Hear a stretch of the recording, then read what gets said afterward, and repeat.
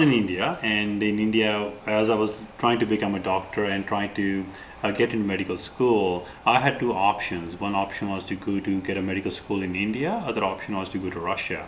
And my friends, they were very happy to join a medical school in Russia, in India. But I picked Russia. The reason was I want to learn something above and beyond what medicine would teach me, the life experience, interacting with people, interacting with the communities across the world. That would make me better human, and I made the right decision, and I was happy about that. And when I was in Russia, I came across love of my life, and she said, "I need to marry you," and I said, "Okay, I'll be very honored." So now I'm so happy to have her in my life.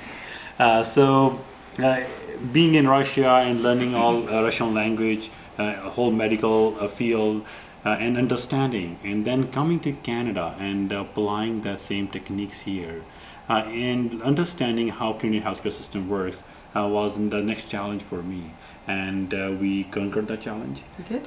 We applied for medical residency positions here, go to internal medicine training in Edmonton, UFA, did a cardiology training in Winnipeg, and then we settled back to Calgary. Why Calgary? Because she's born in Calgary.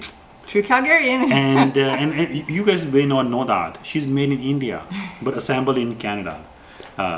And the reason is, because her mom was pregnant, 7 months, right? 7 months so look, she was made in India. Look, I told you. And but assembled here. So she got a stamp of made in Canada. Just because of, you know how things happen when we import stuff here, and then we stamp it made in Canada. So it's exactly the same thing happened to her, and she's from Calgary, and one of the few Calgarian here. So she wanted to come back, and we wanted to contribute back in the community where she grew up. We had little kids in Winnipeg, and that was the reason we are back here, back home. And helping contribute positively back in the community, back in economy, and back in arts and culture, so we could enrich our lives and everyone's lives around us. What's your advice for someone who would love to be a surgeon like you?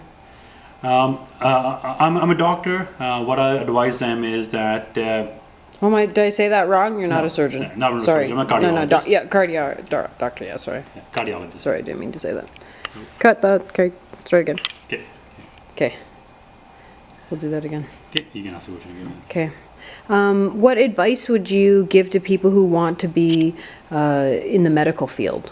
I would tell them, pick up a field, something you can get up in the morning, even after 10 years, 20 years, and you want to work. Something's your passion.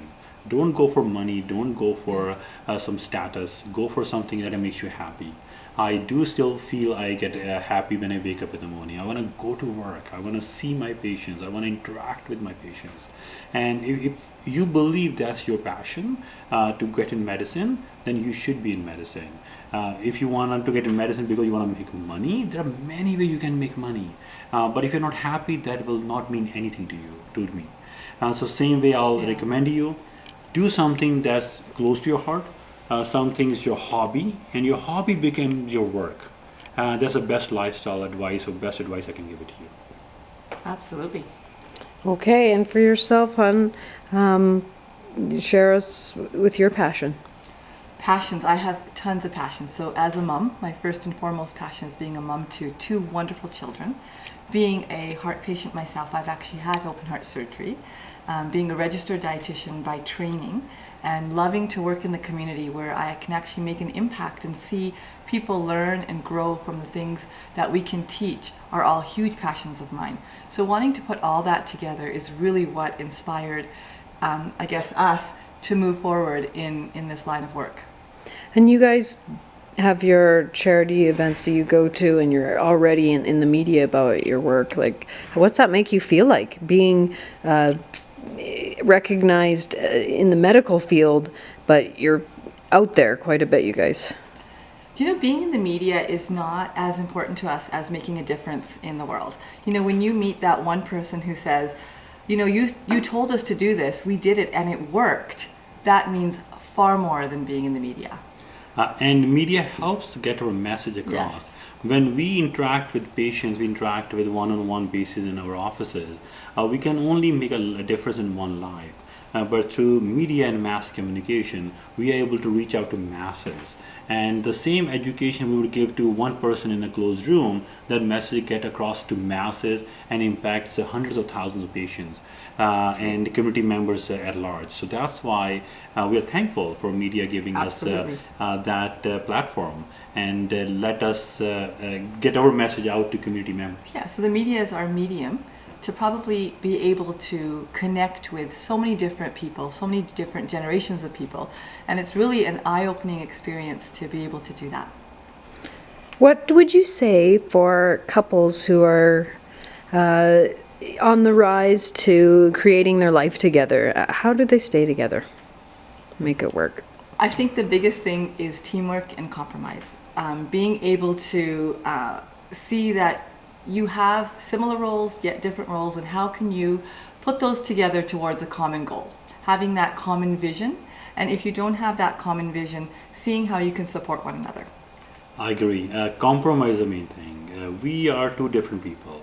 We are very ambitious. We both have our own way of thinking, but then we find a compromise, find a common ground. We do argue like everyone else. We And should those fireworks are fun. Exactly, and we should be. We should be arguing because we are humans. We have feelings, and this is a good way to also express those feelings and be trying to find a compromise, some common ground somewhere in between. And once you find that, becomes life very much easier. The other person knows it, they understand your viewpoint, and you also respect her viewpoint too, and give that independence to each other, give enough room to each other. That's very important. Sometimes when we know that maybe something is troubling, maybe some best advice of that would be to give that person a room, a space for a few minutes, few hours, and the person will come back. They are looking for that extra space at that time. And I think both of us are very much fly by the seat of your pants kind of people. We're very spontaneous, so we tend to be able to handle situations as they come or jump up to the opportunities as they come, and that's both our personalities, so we can kind of bounce off each other and be able to kind of do it. You guys are amazing. Thank you so much. Thank you.